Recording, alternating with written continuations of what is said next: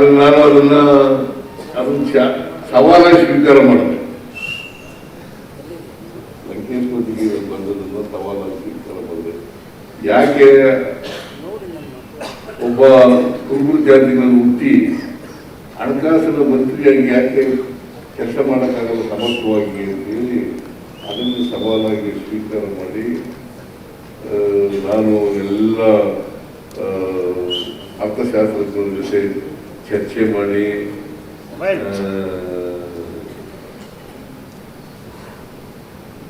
Budget ಮೊದಲಿಗೆ ಬಂದಿತ್ತು. ಹಿಂದೂ ಪತ್ರಿಕೆಯಲ್ಲಿ ಇಂಗ್ಲಿಷ್ ಪತ್ರಿಕೆ ಹಿಂದೂ ಪತ್ರಿಕೆಯಲ್ಲಿ Siddaramaiah presented A most pragmatic budget ಅಂತ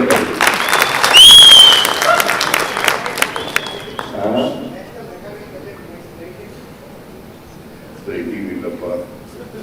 17 ಬಜೆಟ್ ಮಂಡಿಸಿದ್ರು, 16 ಬಜೆಟ್ ಮಂಡಿಸಿದ್ರು, ನೆಕ್ಸ್ಟ್ 17 ಬಜೆಟ್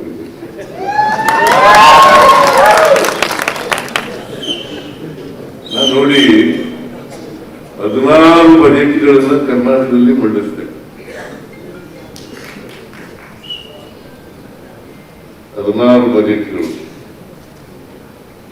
ಯಾರು ಈಗ ಫೈನಾನ್ಸ್ ಇಲಾಖೆ ಕೇಳೋರೇ ಇಲ್ಲ. ಆ ತರ ಪರಿಸ್ಥಿತಿ ನಿರ್ಮಾಣ ಇದೆ.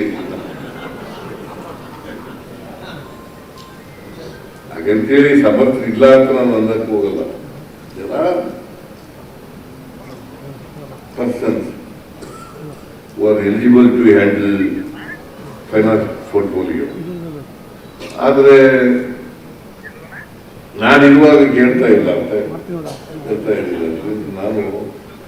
ನಾನು ಯಾಕೆ ಈ ಮಾತನ್ನು ಪ್ರಸ್ತಾಪ ಮಾಡ್ತಾ ಇದ್ದೀನಿ ಅಂತಂದ್ರೆ, ಅವಕಾಶ ಸಿಗ್ಬೇಕು ಅಷ್ಟೇ.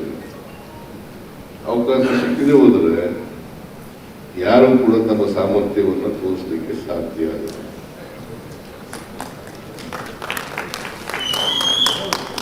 ಎಲ್ಲ ದಮನಿತರು ಜಾತಿ ವ್ಯವಸ್ಥೆಯಲ್ಲಿ ಅವಕಾಶಗಳಿಂದ ವಂಚಿತರಾಗಿದ್ದಾರೆ. ಅದಕ್ಕೆ ಶಿಕ್ಷಣ ಇದೆಯಲ್ಲ, ವಿದ್ಯೆ ಇದೆಯಲ್ಲ, ಅದು ಯಾರ ಪಿತರಾಜಿತ ಆಸ್ತಿ ಅಲ್ಲ, ಅಥವಾ ಯಾರ ಸ್ವತ್ತು ಅಲ್ಲ. ಅವಕಾಶ ಸಿಕ್ಕಿಲ್ಲ, ನಾವೆಲ್ಲ ಅಕ್ಷರ ಸಂಸ್ಕೃತಿಯಿಂದ ವಂಚಿತರಾದ. ಅಂದ್ರೆ ಹಿಂದುಳಿದವರು, ದಲಿತರು, ಅಲ್ಪಸಂಖ್ಯಾತರು, ಇವರೆಲ್ಲ ಅವಕಾಶ ಸಿಕ್ಕದ್ರಿಂದ ವಂಚಿತರಾದ. ಅವಕಾಶ ಸಿಕ್ಕಿದ್ರೆ ಎಲ್ಲರೂ ಕೂಡ ಒಳ್ಳೆ ವಕೀಲರಾಗಲಿಕ್ಕೆ, ಒಳ್ಳೆ ಡಾಕ್ಟರ್ಗಳಾಗಲಿಕ್ಕೆ, ಒಳ್ಳೆ ಇಂಜಿನಿಯರ್ಗಳಾಗಲಿಕ್ಕೆ, ಒಳ್ಳೆ ಪ್ರೊಫೆಸರ್ಗಳಾಗಲಿಕ್ಕೆ, ಒಳ್ಳೆ ವಿಜ್ಞಾನಿಗಳಾಗಲಿಕ್ಕೆ ಸಾಧ್ಯ ಅಲ್ವಾ? ಈಗ ಅವರು ಯಾವುದೇ ಹುಟ್ಟಿರೋದು ವಾಲ್ಮೀಕಿ ಜನಾಂಗ ಹುಟ್ಟಿರೋದು, ಅವರು ಒಳ್ಳೆ ನಾಯಕರಿಲ್ವ?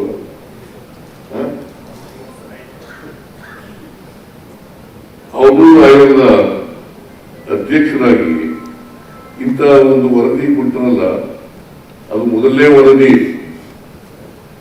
ಆ ವರದಿ ಕೊಟ್ಟು ಇವತ್ತಿಗೆ 50 ವರ್ಷಗಳಾಗಿವೆ. ಅದಕ್ಕೆ ಅವರ ಪ್ರತಿಮೆಯನ್ನು ಇವತ್ತು ಅನಾವರಣ ಮಾಡೋದು, ಪ್ರತಿಮೆ ಅನಾವರಣ ಮಾಡೋದು. ಅದನ್ನ ಪ್ರತಿಮೆಯನ್ನ ಮಾಡಿಸಿದವರು ಪ್ರೊಫೆಸರ್ ರವಿವರ್ಮ ಕುಮಾರ್. ಅಲ್ಲೇನು ಪ್ರೋಗ್ರಾಮ್ ಇಟ್ಕೊಂಡಿರ್ಲಿಲ್ಲ, ಅದೇ ಪ್ರೋಗ್ರಾಮ್ ಇಲ್ಲಿ ಇಟ್ಕೊಂಡಿರೋದು.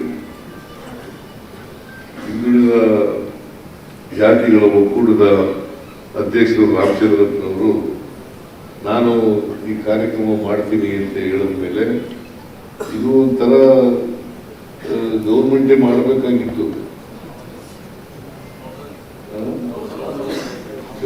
ಮಾಡಬೇಕಾಗಿತ್ತು.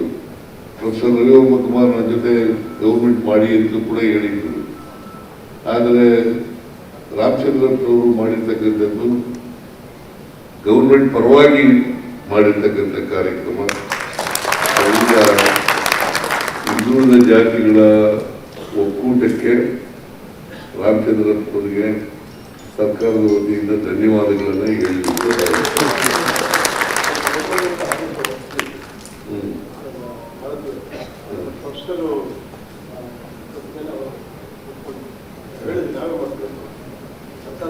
ಎಲ್ಲ ಮಾಡ್ಲಿಲ್ವಲ್ಲ ಈಗ ಆಯ್ತಪ್ಪ ನಾವು ಮಾಡಿಲ್ವಲ್ರಿ ಆದೇಶ ಹೊರಡಿಸ್ಬಿಟ್ಟು ತಕ್ಷಣ ಮಾಡ್ದಾಗಾಯ್ತಾ ಆದೇಶ ಏನೋ ಹೊರಡಿಸಿದ್ದು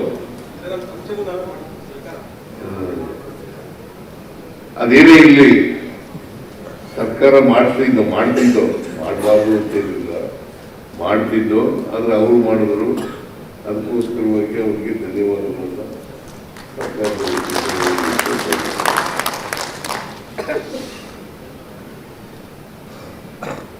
ಬಹಳ ಜನ ಹೊರಟೋಗಿದ್ದಾರೆ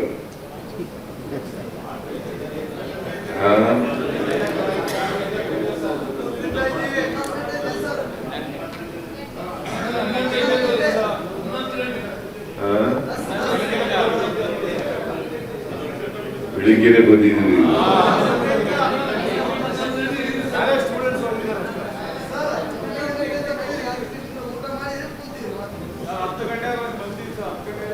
ನೋಡಪ್ಪ, ನಾವೆಲ್ಲರೂ ಕೂಡ ಹಿಂದುಳಿದ ಜಾತಿಗೆ ಸೇರಿದವರು ಅಲ್ವಾ. ನಮಗೆ ಸ್ವಲ್ಪ ತಾಳ್ಮೆ ಹೆಚ್ಚಾಗಿರ್ಬೇಕು ಅಂತೇಳಿ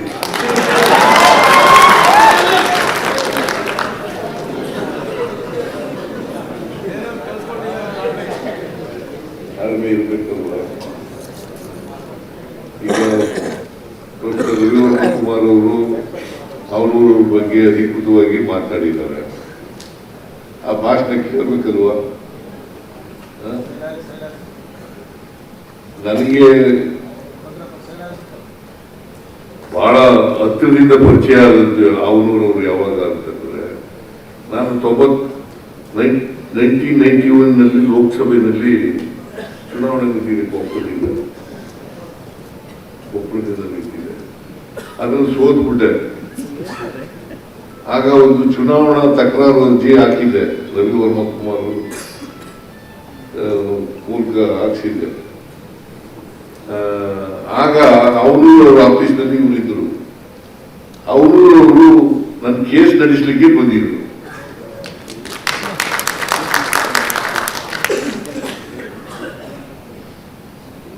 ಎವಿಡೆನ್ಸ್ ಎಲ್ಲ ಅವರೇ ನಡೆಸಿದ್ರು, ಆರ್ಗ್ಯುಮೆಂಟ್ ಅವರೇ ಮಾಡಿದ್ರು.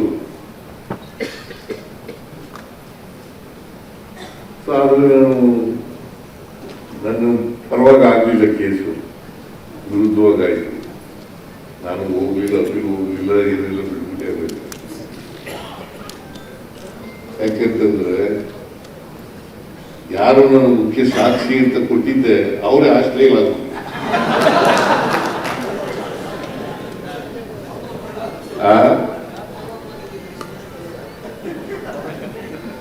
ಆಸ್ಟೆಲ್ಲ ಆಗ್ಬಿಟ್ಟಿರೋದಿಲ್ಲ. ಯಾಕೆ ಅಪೀಲ್ ಹಾಕೋದು ಬೇಡಪ್ಪ, ಸುಮ್ಮನೆ ಆಗ್ತದೆ. Eye witness